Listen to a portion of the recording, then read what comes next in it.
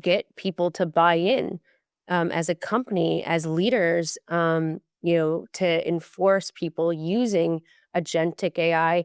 And where are maybe some use cases that are often underestimated until they are seen working from that perspective? I think the low hanging fruit is data and research. I mean, that AI and even just generative AI and like deep research mode. I mean, they do a lot of the heavy lifting. I think, but in that also lies the challenge because leading a team of analysts and data scientists and developers and strategists and the question always remains, well, if I use agentic AI, what do I do? Like, how am I mean, how do I I don't want to automate myself out of a role. But I think it's about framing, right? It's about framing the idea that you don't have to you can spend less time clicking download, cleaning data in Excel. Like agentic AI can do all of that for you, allowing you to think a little bit more critically about the business context of the report or the nuances of some type of analysis that you're doing for clients. So I look at that as an opportunity. Not everybody does though. And so I think taking people down that journey, showing them the business value for me as a leader in this company and driving change with my team, it's about showing business value, showing case studies, and showing the fact that and encouraging them to like, hey, it's okay to test this. And if we fail, that's fine. Let's keep going. Let's keep optimizing. But I'm already in an environment where at the agency level, at the leadership level, our CEO and everyone down, like we're all in on AI. So it's easier to do it that way when there's other work streams and other leaders supporting this kind of cultural change. Much harder to do when there's no clear direction in a company and everybody's kind of looking around and saying, well, what do we do with this? And do we need to be worried about our jobs, things like that. So I think it really does depend on the type of environment that you work in. Yeah, and Tom, I'd love to hear your thoughts because I think outcomes is so important in that scenario, in the test and the process. Like we have to evolve as humans and how we work. We can increase our efficiency and production by 10x if you use AI right. So Tom, I'd love to hear some of your examples from there. Well, I'm gonna follow on to what Michael said and even back it up a little bit because what's really interesting is Michael, congrats to you. To me, what holds teams back and companies back, and many are through this, but many are not yet, is a confident top executive sponsor. So within your team, you've got a vision. You see it.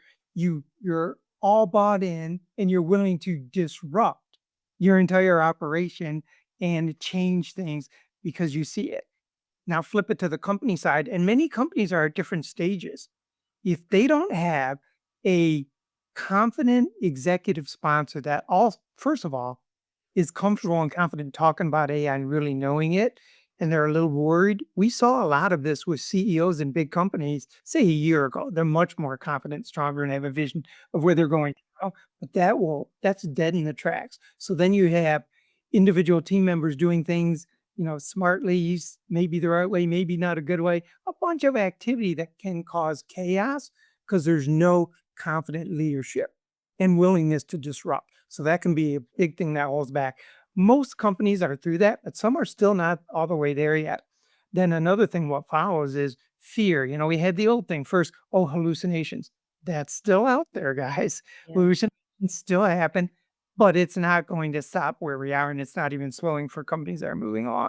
We had pilot failures. The MIT report that came out a while ago and talked about 90%. That was true because teams were jumping too fast and not knowing how to do it. So where do you go now is really think about it as um, having that AI and agentic expertise in your organization. And sometimes you have to decide whether you build, buy, rent it, and develop it. And quite frankly, it's often a little bit of all three of those areas. And then now, how do you do the build stage effectively? Starts with clean, accurate data. If you don't have your data right, your foundation is off, and you can make very bad decisions. And basically, you can take agentics and dramatically scale a bad process, which some companies have done. And I can't say we haven't done it at times. Yeah, So that data that is so important, Tom. Exactly. It's always so funny to me when someone's like, "Oh, your blue silk or your Yeti's not working." And I go and I check the topic and it's just the word Apple. And I'm like, and they're trying to understand the brand Apple and they're wondering why the AI is confused. I'm like, it's not a magic wand. You gotta have clean data in there before you can Yeah. analyze it. But I think what important elements that you both touched on here is you need to have leadership buy-in and processes in a framework of how it's going to use based on outcomes, or else it's kind of everyone running with their a chicken with their head cut off from that perspective. So seems like you've learned that and have the commitment on the leadership level. Any advice on how to convince your leadership team or leaders to convince their teams that they won't be replaced? I don't know. I don't have any examples of the latter, but the first is, I mean, this is still so new. There's not a ton of case studies yet, or use cases I've found in the media. There are some forums and Reddit forums where people are talking about this, and so there's really, again, I think but there's a lot of hype, right? There's a lot of hype about agentic AI, just as there is with generative AI 3 years ago. I mean, it's kind of this continued cycle, and I think just learning, right? Learning what it can and cannot do, and there's nothing stopping anybody from learning. I've learned how to use Photoshop years ago and Dreamweaver. I used to build websites in like early 2000s from just doing and learning. Now you have things like YouTube, and there's so much content on YouTube and tutorials on how to build, using Zapier and other form, and that's more AI automation. But there's other AI agentic, videos out there that can help you learn, and there's free tools to use. So I would just say, learn it, and then start thinking about how you can apply it to if you're a small business owner, or if you're on a small marketing team or any team, testing it, showing business value, and then showing your management on, the fact that it could save you this much money on investment or this much time. And that's how I would start out. If you just, again, because there's not a lot of like, published business use cases of companies who are actively sharing what they've been doing in agentic AI and how it's driving profit or how it's cutting costs, things like that. I'm sure that will come, but I think it's still too early on. There's not a ton, for each industry that you can use to convince executives to move forward with this. Especially from our healthcare and nonprofits and financial services, there's a lot of concerns with AI and data leaks using AI, especially for HIPAA compliancy and patient protection. Can you talk to me about maybe what you've experienced with your clients or internally um, with using AI for this reason? Oh my goodness. I'll jump into that a little bit first. I'm gonna probably cover it at more of a little bit of a higher level versus the detail, but Yeah. hopefully it's helpful. I mean, we cut across all of those industries with very important, secure, confidential data like banking and financial services and healthcare and so forth. So that's a big starting point with our client base and brands that we support around the world. And it should be also from a marketing and a social media marketing perspective is okay, what data has to be completely secure and privatized? What can be anonymized? What should never go out? And what we've done with a lot of companies, for example, is we use small language models versus large language models within their internal architecture that we set up for them so that you have that enhanced security fence around that very important confidential intellectual property and data. And I think that's the best you can do, especially looking at what data source that you're looking at, right? Is this private data or public data? I think that's always critical. And so if it's private, you have to go through your company system. As if it's public and you're using Hootsuite Talkwalker, we are fully HIPAA compliant. We have all the right compliance, SOC 2 code, etc. So it's really just making sure the tools you use are using the proper protocols for your industry. I think is a simple process. So ask those questions, especially in your healthcare and financial service. They're some of our largest customer base, so we know how to work with them from that perspective. Excellent point. When we first started testing OwlyGPT and using it to some degree, again, one of the agents in our agentic framework. Now we've got Yeti. That was the first question. I'm going, okay, device, is IP secure, or is my information and our learnings training my competitors' models? That's an important question to ask. I think a lot of questions are coming up around applying agentic AI to data processing, and how does that actually apply to content strategy overall, from that perspective. Does Michael, Tom, do you have any thoughts on that one?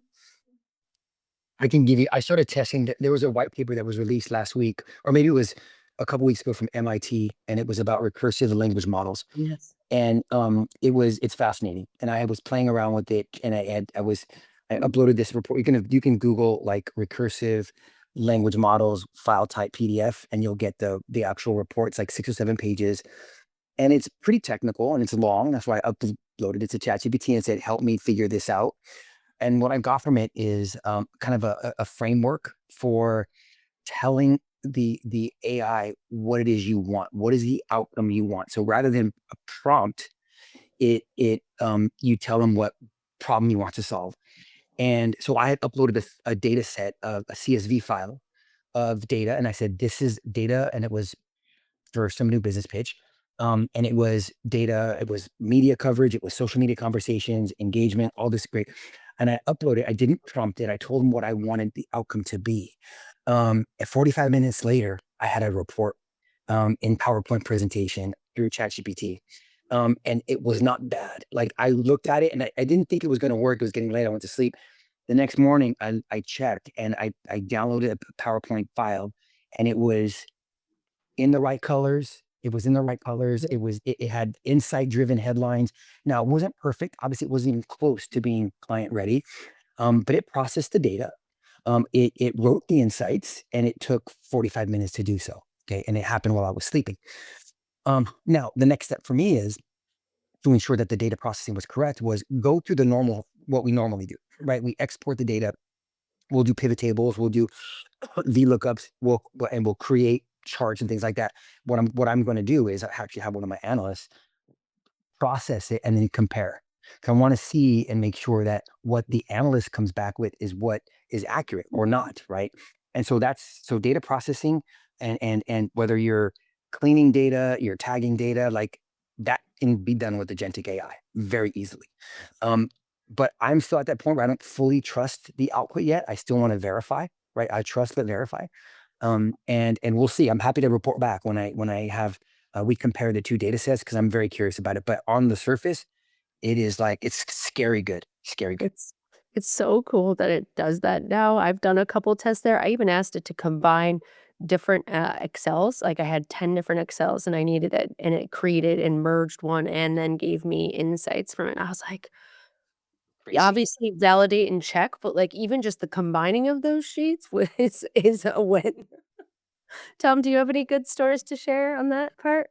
Oh, I do, and you gave me a good thought. Mike, I'm glad you went first because you clearly are more, you have more depth of understanding of data than I do. But let me tell you a story that relates similarly to what we're trying to do with our business intelligence architecture. So we're pulling data from our um, social media platform that cuts across all of our 195 channels, all out of data potentially, right? The thing was, okay, how do you pull that data and get it cleansed, get it organized, and feed it into our BI architecture? Well, we happen to have an agent in our IX, which we call our Intelligent Experience Product Suite, around smart data for our internal teams to use. So my social media analyst said, well, great, let me see if it can take the data pull from our uh, social media platform, pulling data across all of our 195 channels. You take that download, which is a little messy, and clean it up and organize it and do all that data prep, and then feed it in to our business intelligence architecture, which happens to be Domo, where then we can create usable dashboards that show, trends, performance, month to month, et cetera, split anyway by any segment for all of our audience. And it was extremely helpful. So again, one other agent in our agentic operating framework. Amazing.